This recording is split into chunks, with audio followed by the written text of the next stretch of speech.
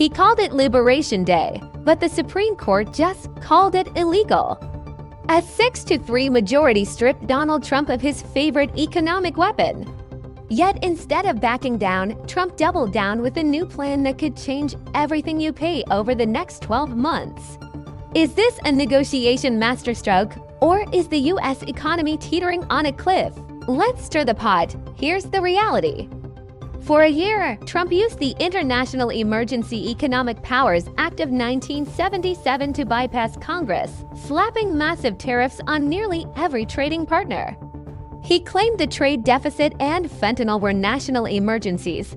The Supreme Court ruled 6-3 that he exceeded his powers. Chief Justice John Roberts basically said, "You can just tax the people at your whim." But within hours, Trump signed a new order for a 10% global levy using different laws. Retreat isn't in the playbook. Now, let's get controversial.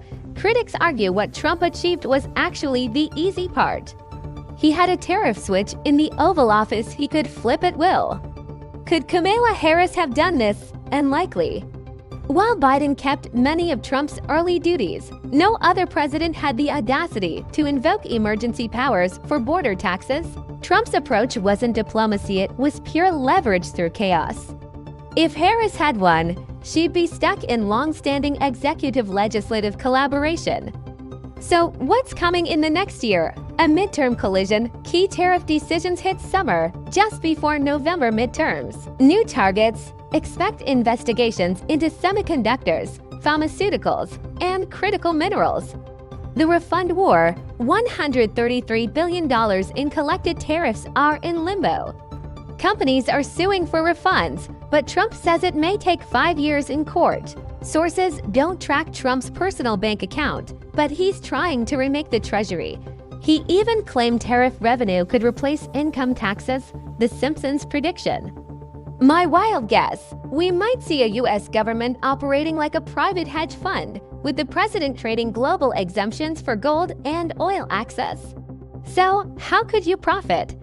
Currency and gold. When Trump threatened Swiss imports, gold dealers rushed to fly bars into New York. Expect his threat and exempt cycles to drive volatility. The India shift. Apple is winning by moving iPhone production from China to India. Companies relocating to Mexico or Vietnam are seeing record trade with the U.S. prediction markets. Platforms like Kalshi and Polymarket now let people bet on what will Trump say this week. If you can read the political tea leaves, there's money to be made. Is Trump's trade plan a brilliant total defense of America, or just demeaning the high court? Smash that like button, comment your prediction below, and subscribe to stay ahead of the chaos.